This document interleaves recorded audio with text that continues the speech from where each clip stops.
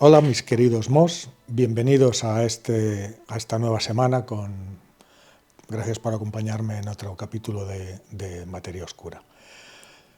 Hoy vamos a hablar de agujeros blancos. Fijaros, estamos acostumbrados a los agujeros negros, pero los agujeros blancos también, igual que los negros, existen teóricamente, es decir, según las teorías permiten su existencia.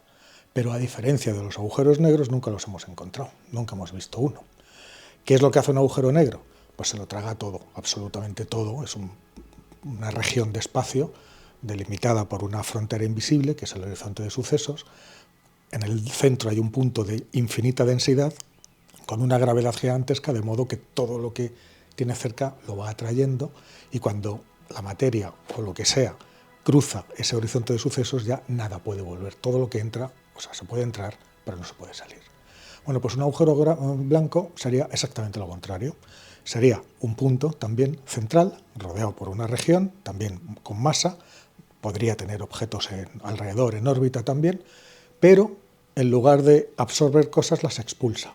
También tiene un horizonte de sucesos, pero todo lo que sale, nada puede volver a entrar. Es decir, el agujero negro se lo traga todo y nada sale, el agujero blanco expulsa todo y nada entra. ¿Existen estos objetos?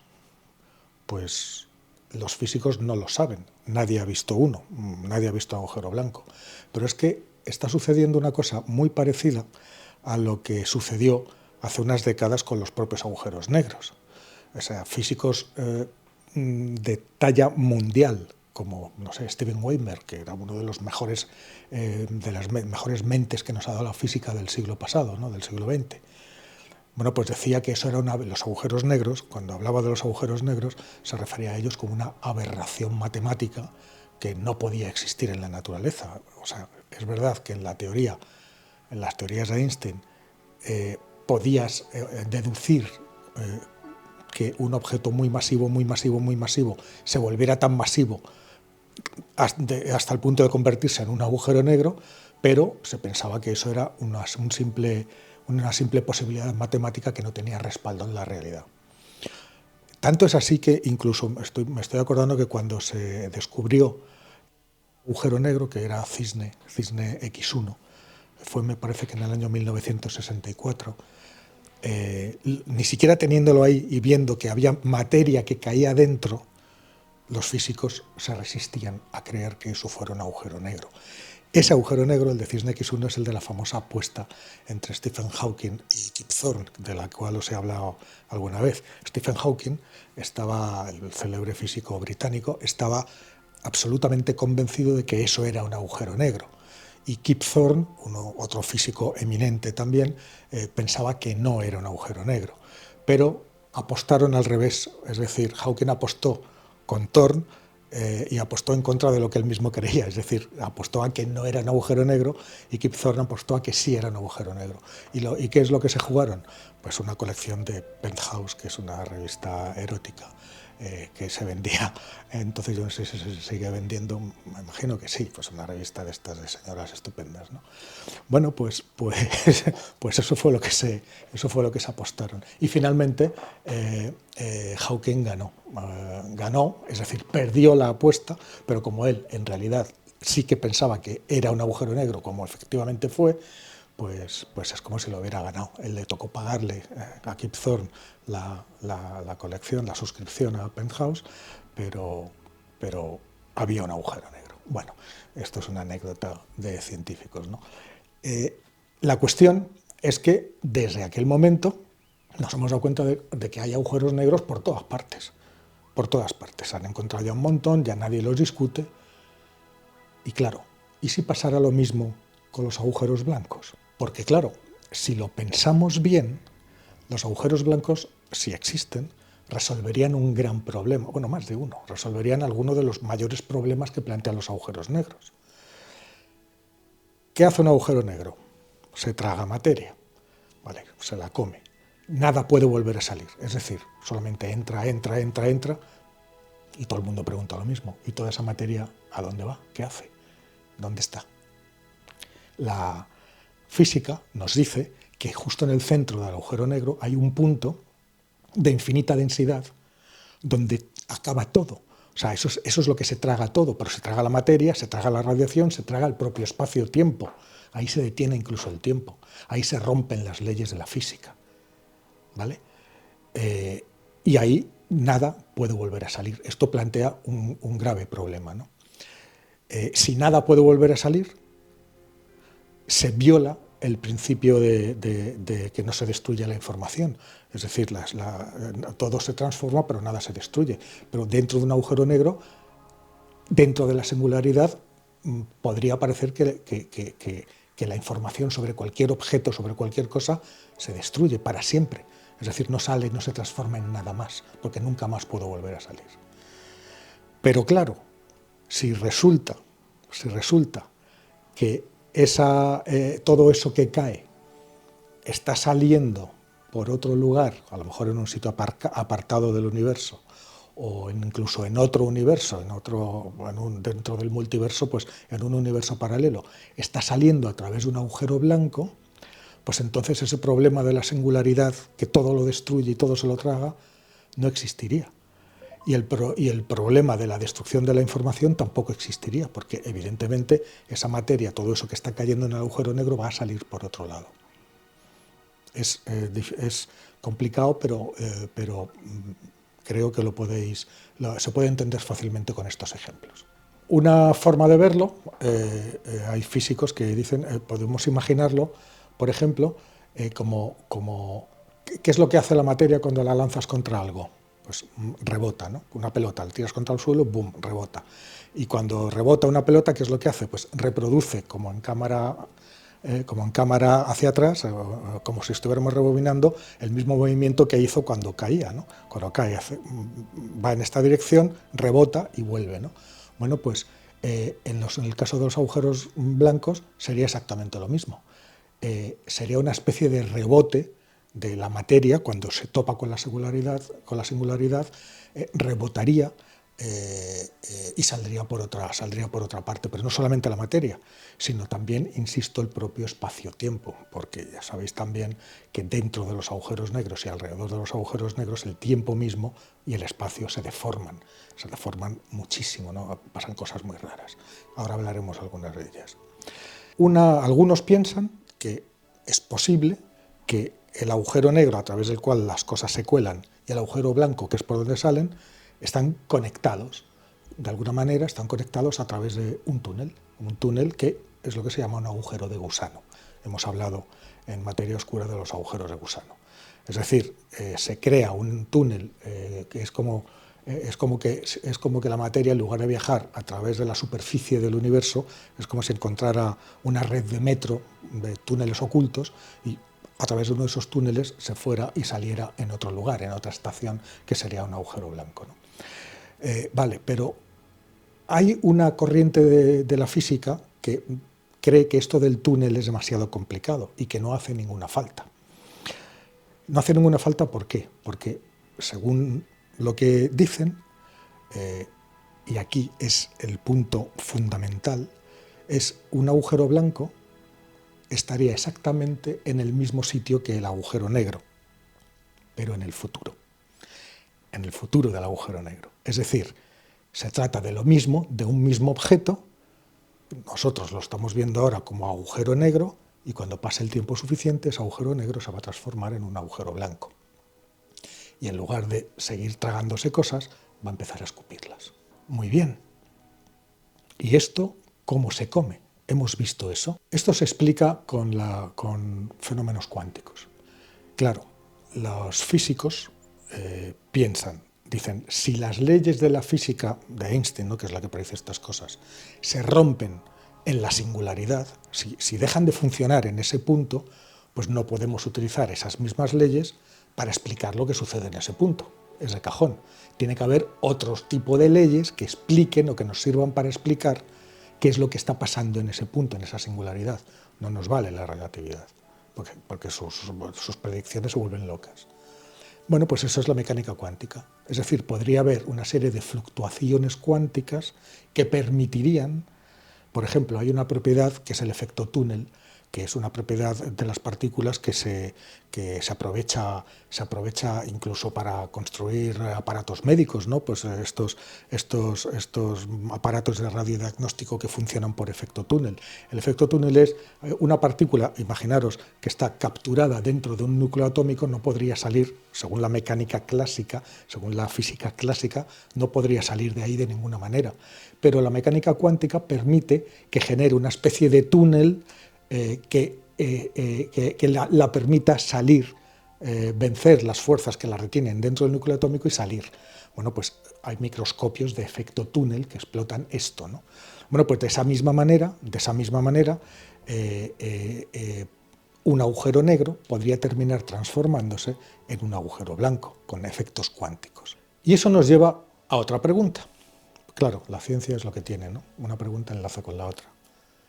¿En qué momento un agujero negro se transforma en un agujero blanco?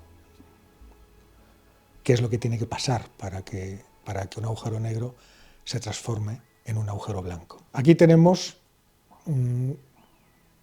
aquí tenemos que manejar el concepto del tiempo. Porque por un lado, bueno, ya en el año 1974, Stephen Hawking dijo que los agujeros negros van perdiendo masa, es decir, no son tan negros, sino que hay algo que sí que escapa.